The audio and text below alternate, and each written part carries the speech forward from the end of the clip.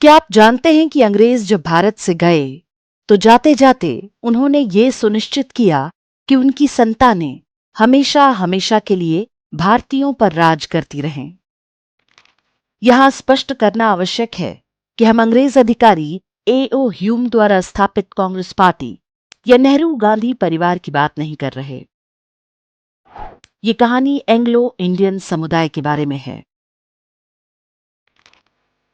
अंग्रेज भारत में लगभग 200 वर्ष तक रहे।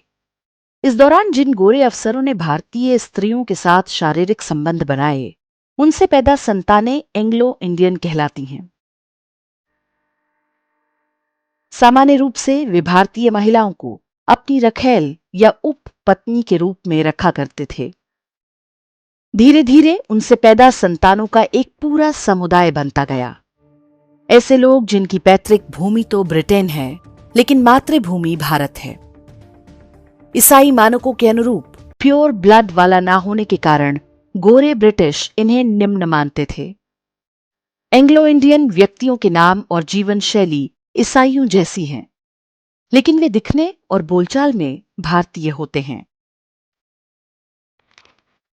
अंग्रेज जब भारत छोड़कर जाने लगे तो अधिकांश ने अपनी भारतीय उप पत्नियों और उनसे पैदा बच्चों को यहीं छोड़ दिया। हालांकि बाद के समय में कुछ एंग्लो इंडियन लोग यूरोप, अमेरिका और ऑस्ट्रेलिया में जाकर बस गए। वर्ष 1951 की जनगणना में एंग्लो इंडियन लोगों की संख्या लगभग 3 लाख थी, जो कि 2011 में घटकर मात्र 56,000 रह गई। एंग्लो इंडियन लोगों के संगठन अपनी संख्या 4 लाख तक होने का दावा करते हैं, किंतु ये आंकड़ा संदेहपूर्ण है। भारत छोड़कर जा रहे अंग्रेजों ने अपनी उप पत्नियों और उनसे पैदा संतानों की व्यवस्था यहीं पर कर दी। उन्होंने जवाहरलाल नेहरू से कहकर एंग्लो इंडियन समुदाय को भारत में स्पेशल दर्जा दिलवा दिया। भारत के संविधान का अनुच्छेद 366(2) एंग्लो इंडियन समुदाय को परिभाषित करता है। आर्टिकल 331 बनाकर एंग्लो इंडियन समुदाय को संसद और राज्यों की विधानसभाओं में आरक्षण दे दिया गया। यानी हमारी शासन व्यवस्था में अंग्रेजों की संतानों को रखना संवैधानिक रूप से अनिवार्य कर दिया गया। कांग्रेसी सिस्टम में एंग्लो इंडियन लोगों को सामान्य भारतीयों से अलग एक नोबल क्लास की तरह माना गया। उन्हें विशेषाधिकार दिए गए। मात्र लगभग 1 लाख की संख्या वाले समुदाय के 2-2 सदस्य संसद और 1-1 सदस्य 13 विधानसभाओं के लिए मनोनीत होते रहे।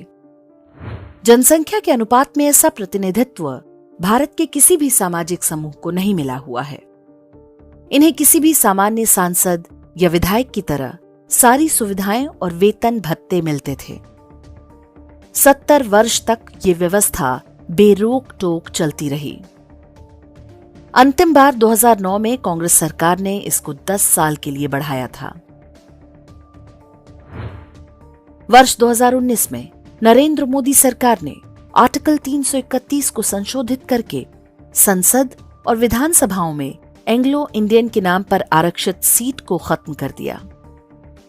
कांग्रेस ने इसका कड़ा विरोध किया, संभवतः अपने गोरे संस्थापकों के प्रति अटूट निष्ठा के कारण। भारत का संविधान समानता का अधिकार देता है। अनुसूचित जातियों, जनजातियों और पिछड़ों को उनके सामाजिक, शैक्षिक आधार पर आरक्षण देने की बात समझ में आती है, लेकिन एंग्लो इंडियनों को किस आधार पर आरक्षण दिया गया, सिवाय इसके कि वे अंग्रेजों के बच्चे हैं? एंग्लो इंडियन औसत भारतीयों की तुलना में कई गुना संपन्न भी थे। मजहबी समुदाय की तरह एंग्लो इंडियन भी दावा करते हैं कि उन्होंने भारत में रहना चुना था, जबकि तथ्य कुछ और ही हैं। मजहबी समुदाय अलग पाकिस्तान लेने के बाद भी वहां नहीं गया। एंग्लो इंडियन इसलिए इंग्लैंड नहीं जा पाए क्योंकि उनके गोरे पिता उन्हें अपने साथ लेकर गए ही नहीं। एंग्लो इंडियन समुदाय का इतिहास चाहे जो भी रहा हो, वे आज भारत की मुख्यधारा का हिस्सा हैं। यूरोपीय ईसाइयों ने भले ही उन्हें तुच्छ माना हो, लेकिन भारतीयों ने कभी उन्हें अलग नहीं माना। एंग्लो इंडियन समुदाय की ये कहानी जानना आवश्यक है ताकि हमें पता रहे कि स्वतंत्रता के बाद भी कांग्रेस औपनिवेशिक विरासत को आगे बढ़ाने के लिए कितनी गंभीर रही है। ये सोचना भी आवश्यक है कि क्यों किसी ने इसका विरोध नहीं किया।